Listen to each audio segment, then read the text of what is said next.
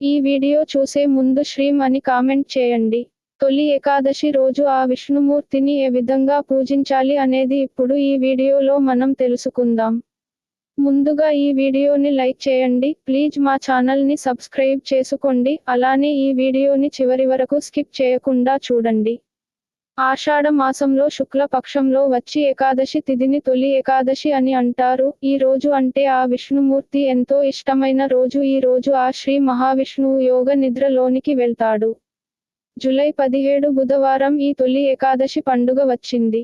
ఈ పండుగకు ముందు రోజు ఇంట్లో స్త్రీలు ఇంటిని అంతా శుభ్రపరచుకోవాలి. అంటే మంగళవారం ఇల్లు శుభ్రం చేయకూడదు కదా, అందుకని సోమవారం రోజు ఇంటిని శుభ్రం చేయండి.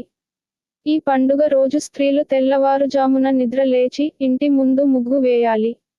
ఇంటిని రాళ్ల ఉప్పు కలిపిన నీటితో తుడవండి. కుటుంబ సభ్యులు అందరూ తల స్నానం చేసి నూతన వస్త్రాలు ధరించాలి. ఇంటి గడపను పసుపు, కుంకుమతో అలంకరించి మామిడి తోరణాలు కట్టాలి.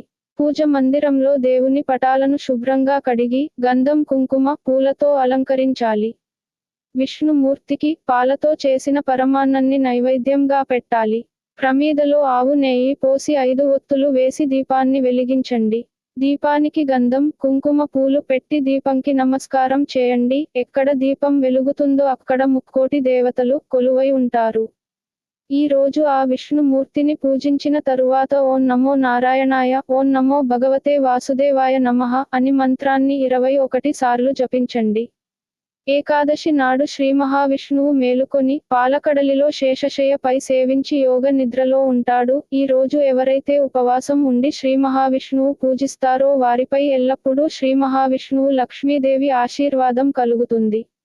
ఏకాదశి రోజు ఉపవాసం ఉండి మరుసటి రోజు ద్వాదశి రోజు కూడా శ్రీ మహావిష్ణువును పూజించి తీర్థప్రసాదాలు స్వీకరించి ఆ తర్వాతే భోజనం చేయాలి. ఉపవాసం ఉండటం కుదరని వాళ్ళు సాయంత్రం సమయంలో పూజ పూర్తి అయిన తరువాత ఆ విష్ణుమూర్తికి దీపం, ధూపం సమర్పించి ఆ తరువాత అల్పాహారం తీసుకోవచ్చు.